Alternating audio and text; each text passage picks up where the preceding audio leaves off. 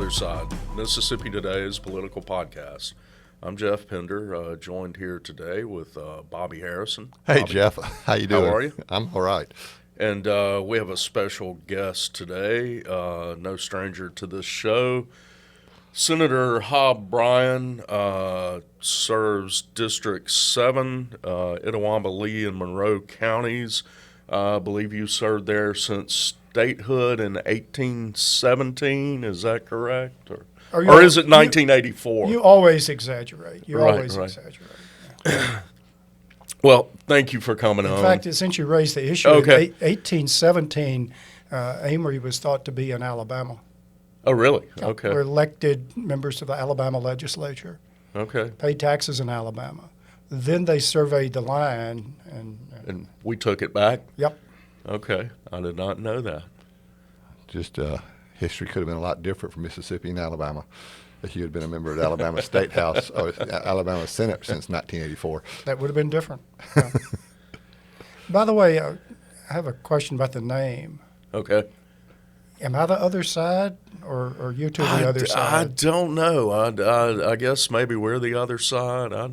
Bobby, I don't know the origin story. I don't guess. You would have to go back to our former editor-in-chief, Adam Gamashaw. Yeah. It started off, this podcast started off. Maybe he's the other side, and he named it for himself. Maybe so. Yeah. Maybe. I think we did extensive polling and had a lot of Focus group. I'm sure. And came up with the other side. Right. Well, thank you for coming on. I had kind of an eventful couple of weeks, kind of a coda to the legislative session. Everyone got to come back last week. It was very strange. Anyway, and you were involved in one of the reasons everyone came back. The bill the legislature passed that eventually had in it some oversight of how the governor would spend probably going to be up to about $1 billion in rural health money. Tell us the origin of that bill. My involvement in the bill was introducing a placeholder bill, and then when the House passed a strike-all amendment, I went to the podium and moved that we concur in the House amendment. And because of that, the governor accused you of authoring it, correct? Well, first of all, I think the whole situation is very sad. We're talking about $200 million this year, perhaps $1 billion, that can be used to improve health care in the state of Mississippi. And there's so much that could be gained by everyone working together. There are provisions in the federal legislation that provide additional funds based on legislation the state might pass. It's very sad that that's not what's happening in Mississippi. The governor has decided that no one can question anything he does. There are decisions being made about all this money. They're being made in private. The governor gets mad if I say it's secret, so I'll just say private or invitation only, whatever term I should use. And the people out in the rural areas for whom this money is supposed to be intended have had no opportunity at all to speak out about what they would like to see about health care in their own communities, and unless they got an invitation from the governor to a meeting. And I just think that's fundamentally wrong. I can tell you that if there's one thing I've learned in the time I've been here, it's that you should listen to other people, and in particular, you should listen to people you disagree with, and people with ideas that you might not have thought of. And I can mention all manner of legislation that wound up in a much better form simply by listening to people and listening to other folks' ideas. Whatever's going on now, it's a closed process, and individuals just people in rural areas, civic leaders, economic developers, doctors, all might have an idea, and they have not even had an opportunity to express their views. I find that very, very sad.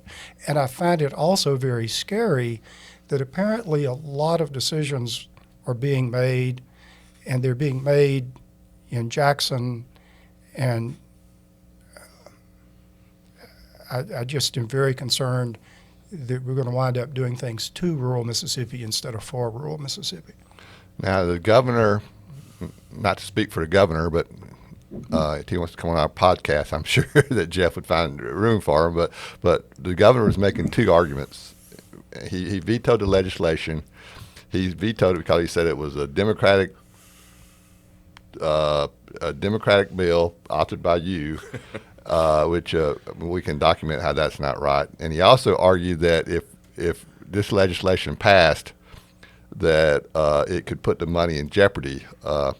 Now, I mean, his first argument, I mean, it's obvious that you didn't. I mean, your name was on the bill, but it was obvious it was authored by the House Republican leader of the Public Health Committee, Sam Creekmore from New Albany, with I assume input from the Republican Speaker of the House, Jason White, and it passed House and Senate with overwhelming votes. I mean, I don't think anybody in the Senate voted against it. I think it was unanimous. But speak some about the issue that he claimed that it could put the money in jeopardy if the legislature got involved. Well, first of all, the governor's repeated references to me in veto bills and social media posts and all, I find just bizarre and again sad. Doesn't it kind of boost your ego a little bit? I don't know what's going on. I don't know if there's some decision that portraying me as the great Satan somehow helps politically. It's bizarre. But you know, there was a veto message where he vetoed funds to help the ice storm victims in North Mississippi.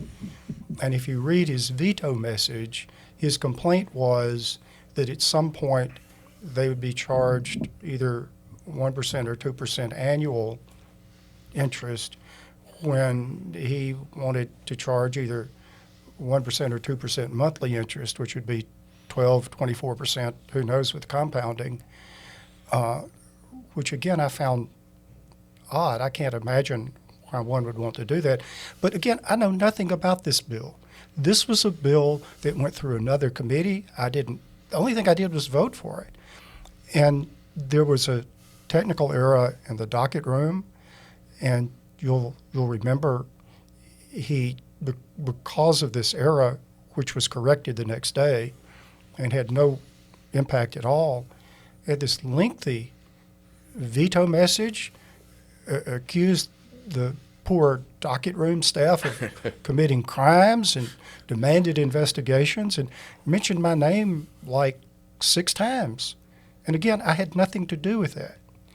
And so then when this bill comes up, the rural health care bill. The rural health care bill, he says that he posts and says he's vetoed 4 bills and 3 of them came through my committee, and I was a big liberal Democrat, and you need to be careful what I did. Well, but he said he liked you. But the bill he did not veto, the bill that didn't go through my committee was the one we just got through talking about. 2 of the other bills were marijuana bills. I did not take up the Senate versions of those bills. The House passed a bill that went through Representative Yancey's Drug Policy Committee. Those bills came over here and were referred to me. And in deference to Chairman Yancey and other members who wanted to consider the bills, I agreed to call them up in committee. Senator Blackwell, who of course is a Republican, handled the bills. And I voted for them, but I'm fairly lukewarm on the whole idea. And I thought the governor's veto message on those 2 bills made some good points. So I don't understand. The governor knows how all this works. But apparently he finds it some advantage to trying to portray me as some Svengali that can manipulate House votes and manipulate House committees, and I suppose manipulate the Speaker. Only you could. If only I had known, we would have had a different session this year. It's just, I find it bizarre and also sad, and I don't know what his thought process was. But as far as the bill itself and whether it would jeopardize the funding, I don't think it would. For the 118th time, this is not my bill. I would have preferred some different features and all.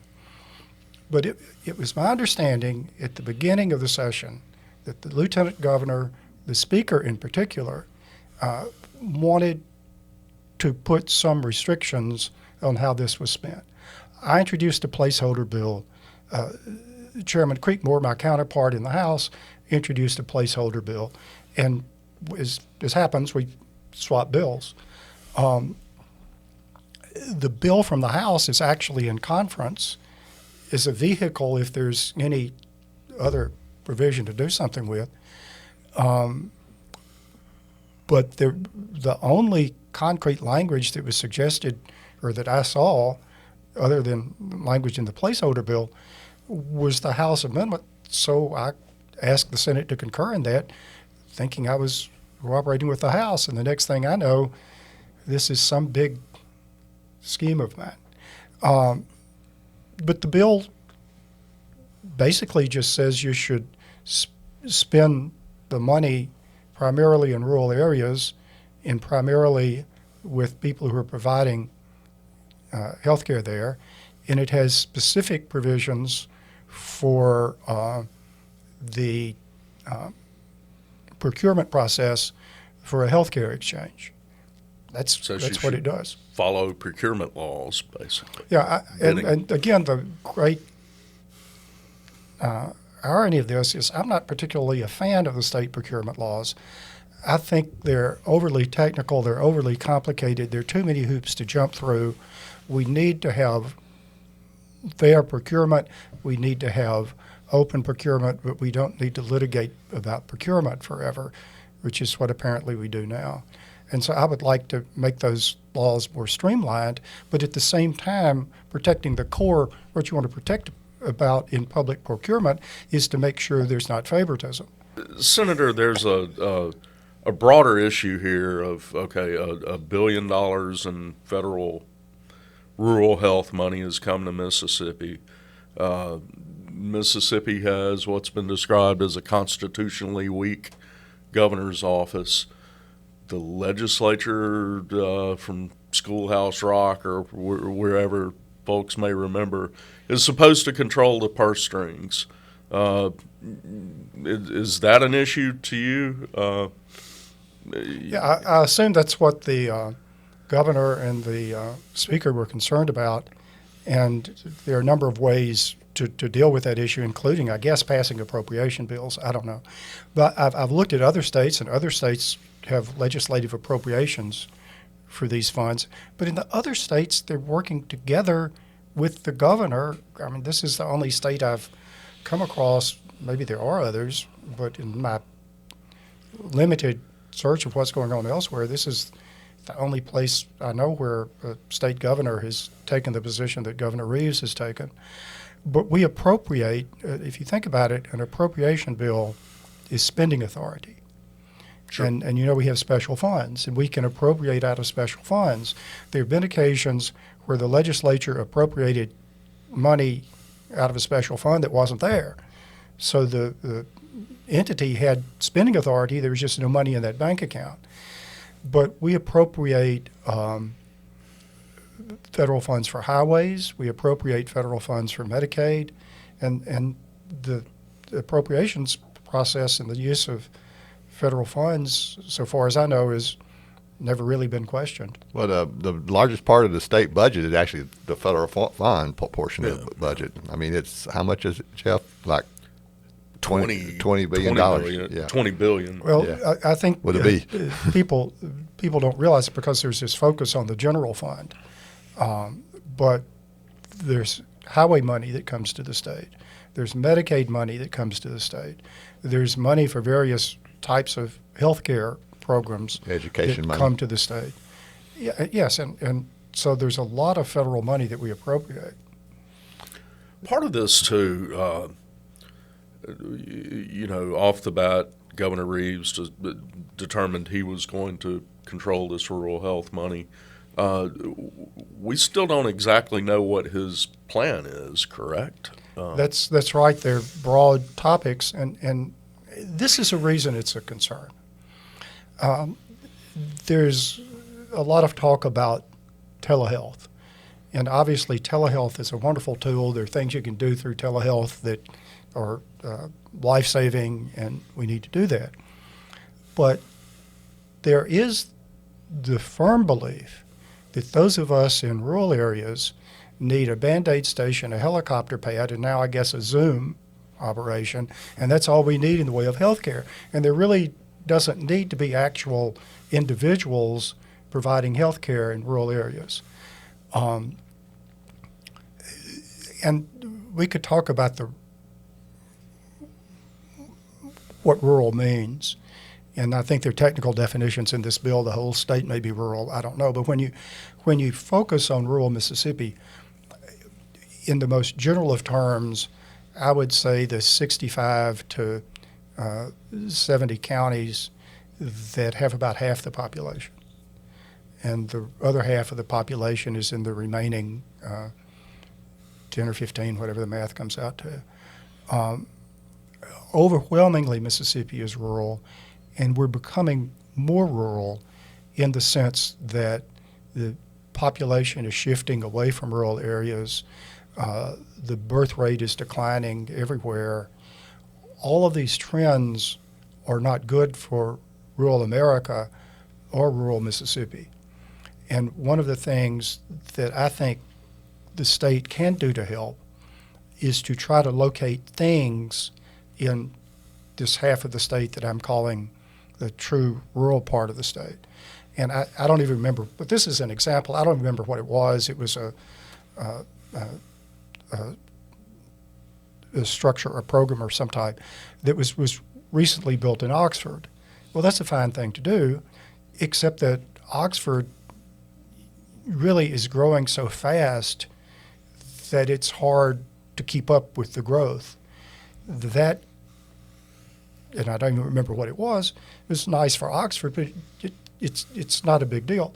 Whereas if it had been located in Pontotoc and Batesville and Holly Springs and even Water Valley, everything doesn't have to be in just a few places. So with this rural transformation money, there's actually an opportunity to provide some physical things in rural communities, which will help the community. In many ways, it's less expensive. I don't know if that's going on. I don't know if anybody's even thought of that. I don't know if anybody's considering that because, again, it's all being done in these meetings with my special invitation. I can tell you there are a lot of senators who got telephone calls from people who think they're getting money out of this. Right. So it's sort of odd that there are a group of people who are so sure they're getting money that they're calling up senators and asking them to sustain the governor's veto lest they not get their money. That certainly implies that somebody somewhere is making some sort of decision. Yet we established that through what we learned in what year you take civics in high school or ninth grade civics, that the legislature controls its purse strings, yet the governor vetoes the bill, and y'all come back on April 15th. It's been established that both the Speaker of the House and Lieutenant Governor felt that the legislature should control the purse strings, but y'all come back on April 15th to take up that veto, and y'all never vote on it. Tell us behind the scenes what happened there. I would if I could. That was strange. Politically, just what do you think happened? I mean, everyone thought y'all were coming back specifically, mainly for that bill to try and override the governor's veto. But just as an aside, many legislatures come back as a matter of practice several weeks after the session Sure. to act on vetoes, which I think is a good thing to do regardless of who's in the legislature or who the governor is, because everyone just needs to know whether something is or isn't the law. Particularly in an appropriation bill, someone needs to know if he does or doesn't have an appropriation. And if the governor vetoes something after the legislature goes home, the next time to act on that would be January of the next session. That really is not good for anyone. So the way we do things, every time we decide to come back for one day, it's a one-off thing, and it's extending the session and passing resolutions and all of that. It's like we have to reinvent the wheel every time we do this. And again, this is not an attempt to undermine any governor, any future governor, or anybody. It's just good policy to come back and do that so you can find out what the law is going to be. And I'm glad that we came back, but again, there was so much turmoil about the mechanics of that. Then there is the other odd issue of the governor refusing to accept legislation when it's ready to go to him after the legislature has passed it. When the legislature passes bills, after the bill has gone through both chambers and passed, there is the process of engrossing the bill, which is getting a formal paper copy of the bill and checking it for errors. And the Constitution actually has an enrolled bills committee whose job it was way back when to do that, to look at the bills, correct any errors in them, and send them to the governor. That's done by the staff now. But at any rate, the bills are there. If it's a Senate bill in the Senate docket room, if it's a House bill in the House docket room. And the governor will just send someone down to pick up the bills. Except Governor Reeves will not accept the bills when they're ready until he wants to. And you'll remember back, I don't know, 7 years ago, whenever it was, 2020, that the Speaker of the House, it was Philip Gunn at the time, physically himself delivered a stack of bills to the governor. The governor sends a messenger down with bills that he has signed or vetoed. And that messenger says, I'm not permitted to carry back to the governor this stack of bills you have here waiting for him. And I mean, I don't think that's right. That's not a way for grown-ups to act in a stable democracy, the stable government that we're supposed to have here. And so, among other things, you never know when the governor is going to agree to accept a bill. And I'm told the staff has carried bills over to the governor's office, and they said we won't accept them. Won't accept them. Which I find very, very troubling. Maybe and part of this is him gaming the clock on the veto clock, right? Or on the on everything. Yeah. And I mean, I'm very frustrated about that. Maybe that's what the governor's upset with me about. I don't know, but this has nothing to do with him as an individual. It's just that when the bills are passed, they need to get acted on. We need to know what's going to happen. Well, so back to when you came back, though, what do you think happened in the Senate? Y'all didn't well, the way it would have worked, make an effort.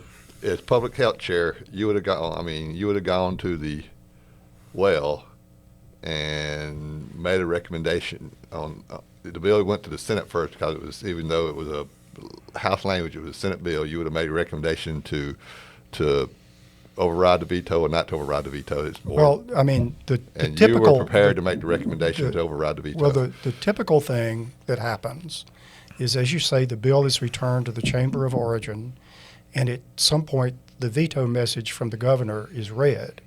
When the veto message is read, that's before the Senate at that moment, and usually the chair goes up and either moves to refer the message back to the committee or moves to override.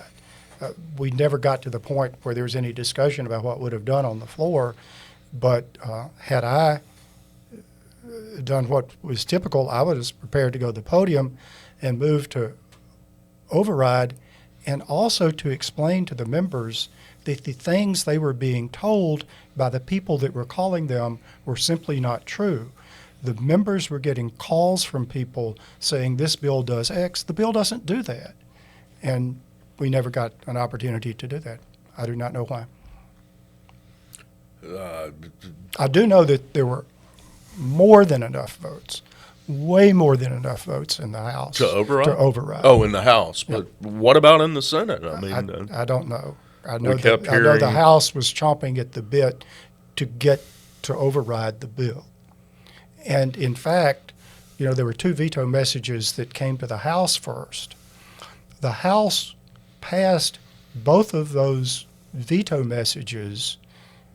They overrode both vetoes unanimously and sent those bills to the Senate as an indication to the Senate that they were ready to override and anxious to. But they can't override the Senate bills until the Senate acts on them. And just to be clear, you say you don't know, but you didn't have the opportunity to come to the well to make that motion because The veto message was never read. The lieutenant governor decided not to read the veto that's message. the point I was going to make because you weren't making it. I mean, that's the ultimate decision of the presiding officer, and so that was a decision of Lieutenant Governor Hoseman. You'll have to ask the lieutenant governor about the dynamics of why the veto message was not read. several things about that whole incident we'd like to ask him about. Hope to do so fairly soon. Yeah, like I said, it was a strange coda to this year's session, which was sort of in and of itself. Well, as I say, strange. Mama did not say there would be days like this. Yeah, what's how would you grade the session overall, the 2026 session?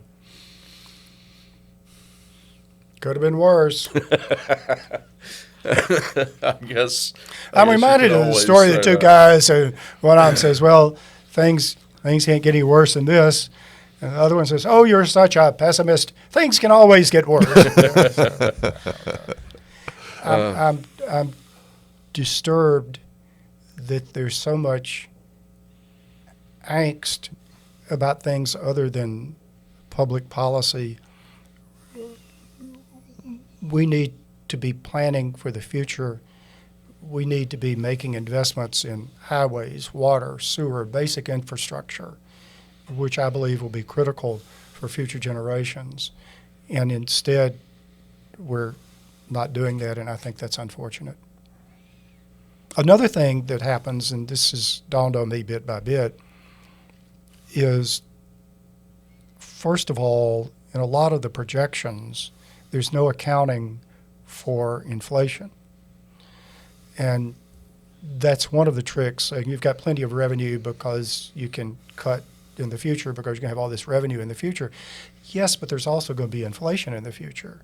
And so they're using inflation, as it were, to project revenue, but not using inflation As a cost to the to talk agencies. about just staying where you are. And that's intentional. But apparently they get away with it. The one thing that happened is we wound up passing a $2,000 teacher pay raise.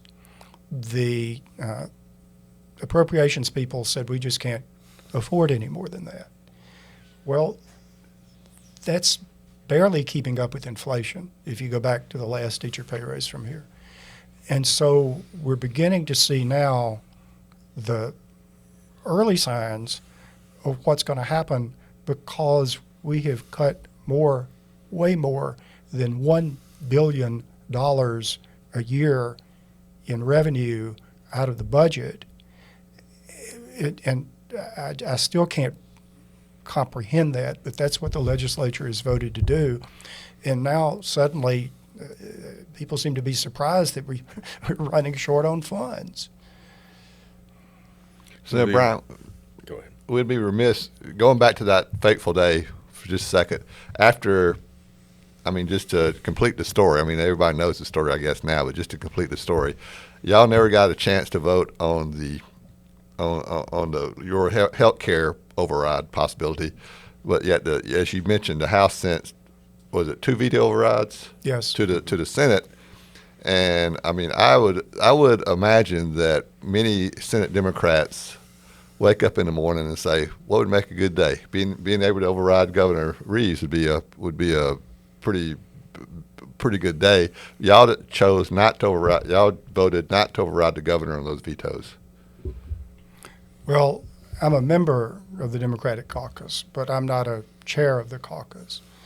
But the unanimous position of the Democratic caucus was we request an opportunity to vote on the veto.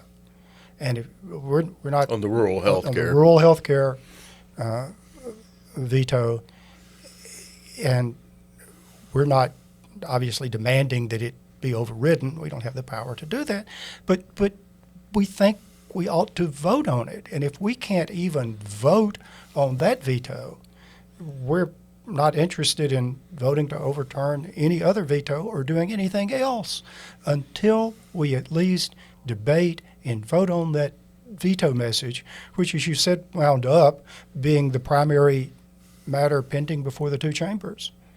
And that request was denied. And you made a comment the other day that I thought was, that Lieutenant Governor Hosemann accomplished a pretty unusual goal that that convinced. Well, we wound up with all the Democrats. It was a strictly party line vote, and all the Democrats voted to sustain a veto of the governor. Of the Republican governor. Yes, Mama did not say there would be days like this. There's been a lot of pontification of what this means moving forward or whatever. Does this whole ordeal make a lame duck lieutenant governor even more lame duck in the next session? Or Well, I know there's a lot of thought and pontificating and what is it y'all do? Commenting or interest or whatever in the dynamics of the legislature and the House and the governor and all going forward. My short answer to that is I don't know. But again, we're talking about $200 million this year, $1 billion over 5 years, with decisions being made about it. And that, to me, is the critical issue that is going on. And the only way I know for there to be any restriction on what happens with these funds is public oversight and public interest and the focus being put on what's going on with this $200 million and why does it all have to be done without any public input from anyone? What if they're not up to something, why do they have to do it in secret? And again, all I'm saying is, why not have some place before we got this far down the road that individuals and doctors and civic leaders and others in rural areas could just share their thoughts. It's just very sad. is this? You think this is the last of this debate? Is there anything potentially next year? Try again, or? Well, I'm not sure to what extent all of the money can be obligated this year. I'm not sure when anyone will find out what decisions have been made about the funds. But the legislature will convene again next year, and I would think that we would have the authority next year to do the same thing that we had this year. But who knows? All right. And on that thought, we appreciate you coming in, and glad to see you again, and hope to have you back soon. Yeah, appreciate it. Well, it's a strain for me to go someplace and talk. But just since the two of you asked me so nicely, I agreed to show up today and talk. We appreciate that. Yeah. Yes, we do. Thank you, sir. Thanks.